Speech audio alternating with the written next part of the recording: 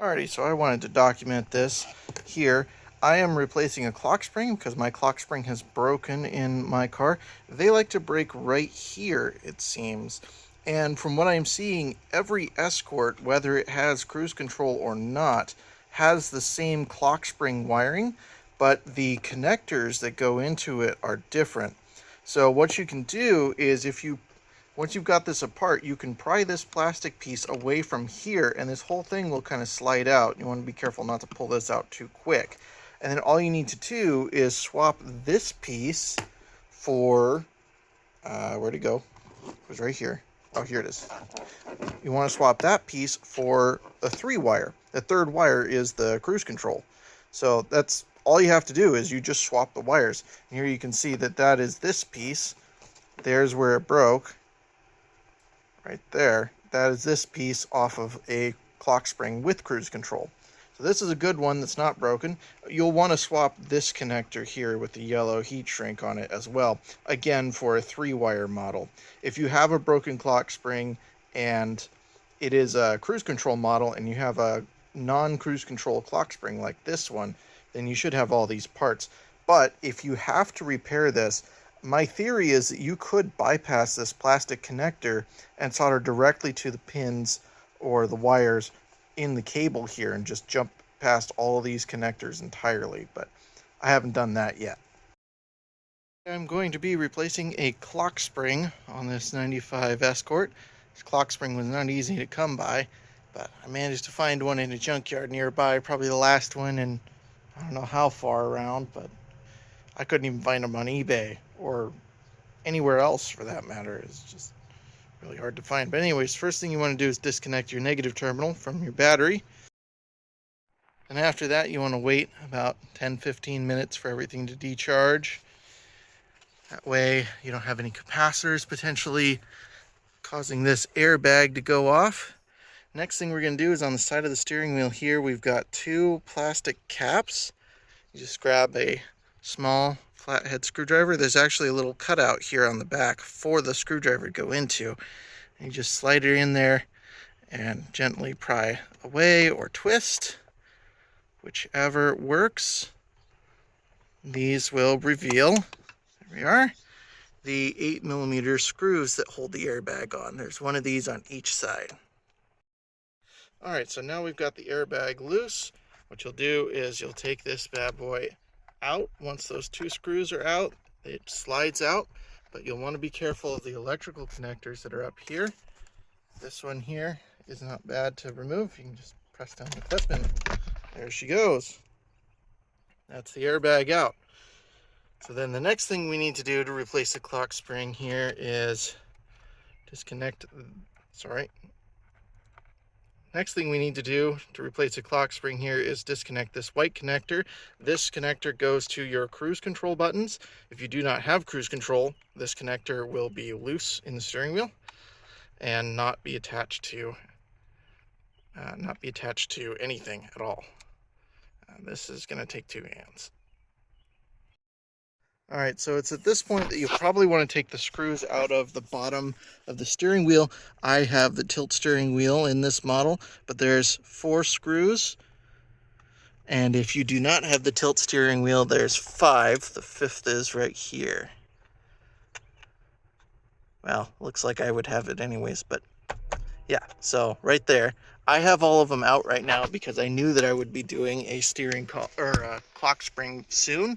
So I didn't put them back in the last time I worked on this, but once you've got all those screws out, then you just kind of push this out away from the key lock. It pops out, and then there's a light. This twists, and then the whole thing pops down like that. If you have a 93 Escort, this is entirely different. The 93s do not have a lit key lock. That was introduced in 94. So once you've got the bottom out, the top just pulls out. I didn't even have to drop the steering wheel down or anything. If you do have a tilt steering wheel, pulling the tilt lever and then moving the whole steering wheel down like that can help get that piece in and out a lot more. But a lot more easily, but if you don't have it, it's not a big deal. So next up, now that you've got all the panels off, you'll need to get a 1/2-inch drive 15mm socket for this bolt, and I'm using a short extension, not a super short extension, but a short extension. And you'll want to hold the steering wheel or engage the lock, which I've got here, and then pop her loose just like that. These are held in with about 35 foot-pounds of torque. If you have trouble, spray the heck out of it with WD-40. That'll help. You'll also want to use WD-40 for the next step. So I find that these steering wheels tend to get stuck on here real good, to the point where even using a steering wheel puller will damage the threads on here, and you won't get it off, and you'll wind up breaking the steering wheel. Not completely in half, but the threads that you use the puller on tear out and all kinds of stuff. So I've got a better way to take this steering wheel out that I'll show you here in a moment. But once you've got this bolt out, this weight will come with it. This helps the steering wheel go back to center. And then what you'll want to do once you're at this point is scoot the electrical connectors out of the way here. I'm going to tuck them up here. And you just spray some WD-40 right there. You want to get the outer edge more than the threads itself, because the outer edge is actually what holds the steering wheel on and gets it to stick. You can also bend the straw behind the steering wheel and shoot it from behind. Now, this steering wheel I have had off very recently, a couple of weeks ago, so I expect it to come out fairly easily, but these little guys can be a pain to get out without a puller. However, it's probably better to do it without a puller. I'll show you here how to do it. All right, so now that I'm in the car here, what you want to do is you want to smack right here, just basically from this point, just above this point on the steering wheel, down to this point on either side, just alternating like this with both hands fairly quickly, and that will work the steering wheel loose to the point where you can pop it off. Okay, I am going to try and get a shot of this while I'm doing it, but it's kind of like this. And you want to go a little bit faster than that.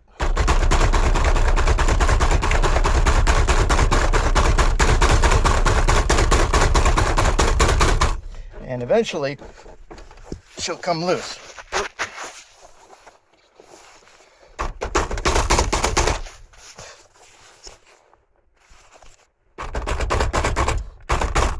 I'm actually going to set my steering column up to the top position here.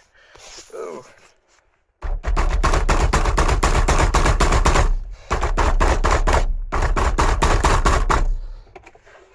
Scoot that out of the way.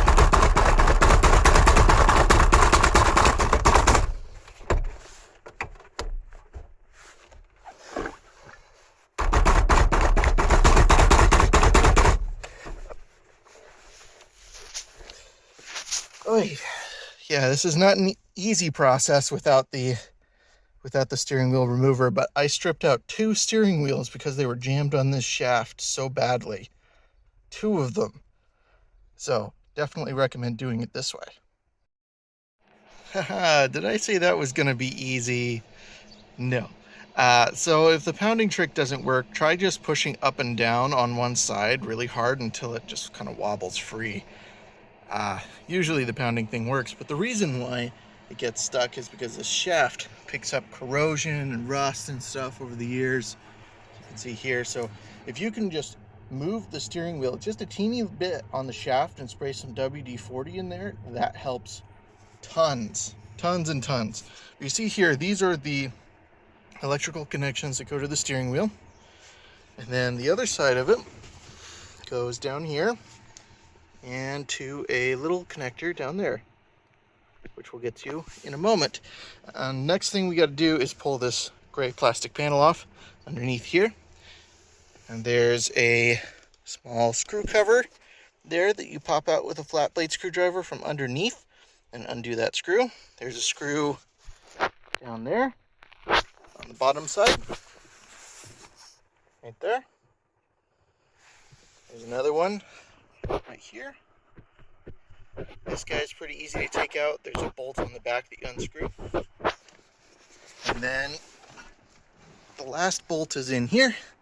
This one can be tricky to get off, but what you do is you try and work a flat blade in from here and then pull away without using the dash as a pry bar. Alright, so now that this panel is off, it just pops off once you've got all the screws out. But if you miss this one, you'll be really struggling. Once you've got that all popped off, this clip has a push pin on the bottom that you can press. It pops off pretty easy with just the hand. This one is a little more tricky. I usually come in here with a flat blade and I'll pop the clip out a little bit. This is why you'll see this clip busted in a lot of Escorts. I'll pop this clip out just a little bit, enough for it to come off, and then I'll pull like this right there, and that's the whole panel on the bottom done. Now the clock spring, that's these two cables right here, runs all the way back. It's in this cable management hook here, and then plugs into this black connector, and then there's a white connector down here too. So to get this cable management hook here, and there's also usually a lot of zip ties and electrical tape, but in order to get this guy off, you just run a screwdriver in here and pop it free. It's not a big deal. So here we are. Then you pop this clip. Again, no need for a screwdriver unless it's really stuck on there, in which case I recommend bathing it in WD-40. And then that one. And looks like we need this white and blue connector here too. Same deal. There's a press clip. Pops out nice and easy. Now, from what I saw on the internet, everybody sells these with the arms, if you can even find one that's in decent shape. But we're not actually going to do the arms. We're not going to take those off. We're actually just going to do the clock spring. So I'll show you how to do that. Next up, now that we've got everything disconnected, there are three Phillips head screws. Three Phillips head screws that hold this on. They're all gold colored, brass colored, but there's 1, 2, and 3 is hiding right in there. These are just standard number 2 Phillips head screws. Nothing fancy here. All right, now that I've got those 3 screws loose, you just want to make sure that this teal plastic piece is lined up with the holes that are back here, and the whole thing just slides right off of there. Nice and easy, not a problem to get that off. So then the next challenge is that it goes into this connector. This connector is connected to these arms, the wiper arm and all that. So what you can do is, if you look in there, see if we can get my camera to focus in on there, there's little plastic clips. You can just barely make them out right on top of the pins where these 3 wires go in. Now, if you do not have cruise control, you will not have this blue wire. If you just have an airbag, it'll be the black and white stripe and the yellow. All right. So that blue wire is cruise control, and I'll show you why that's important here in a little bit. But what you do is you just get a small screwdriver, a file, something, and you put some pressure on those clips, pull them away from the metal part, and then you can just slide these cables out. Now I'm going to do that with my new clock spring. In fact, I'm going to do that with my new clock spring, and see if I can film that. Okay, so here's what those connectors look like outside of the white plastic piece, and there you can see the pins that just pop out of here. A lot of these Escort connectors are actually this way. They're easy to pop apart. These ends are really difficult to get your hands on. I haven't seen a single person sell them anywhere, but they're not hard to take apart. So these connectors, see here, they have 2 plastic clips on the sides there. You have to pry those apart while pulling back on this. I might even be able to get away with it on this one without doing, yeah, there we go. And it folds out like this, and that's how you can just pull these wires out. So see if the other side is still loose enough for me to do this. I have done this before, that's why this one is loose. Let's see here. No, that one's going to take 2 hands. Alrighty, so then if you need a reference for the cruise control or non-cruise control models here for getting these wires in, here's the front side of the connector. Here's the back side. The black, blue, and yellow wires are the ones that go to the clock spring. Blue is for cruise control. If you do not have cruise control, you will not have the blue wire. Black is ground, yellow is hot. They go right there. Again, there's reference. There you are. Okay, I'm going to try and point out these clips in here that I was talking about. They're on the underside of the metal pin, so they're actually right in there. And you want to get, like, I've got a small file here, but you want to get a small tool in there, something with a nice point on it, run it underneath the pin, like that, and then pry down, and then you can pull the wire from the back and it'll slide out. Alrighty, so to get these aligned, you want to be very careful with them. They can break very, very easily. So they only turn about 2.5 turns each direction. So 2.5 left, 2.5 right. And you want to turn them very slowly, very carefully, so that you can feel the ribbon cable resist you, right? When you feel that, you know that you need to go 2.5 turns the other direction to let you know that that's where the center is. So then what you do is you line up the center here, center dots, like so, and then press the wheel on. Now my wheel is a little bit to the left, so I'm actually going to set it to the left, because when I left the wheel, it locked, and it locked a little bit to the left. So if you want to make sure that this is dead center, what you need to do is put the key in once you've got this clock spring bolted in, and then recenter this and then bolt the wheel on.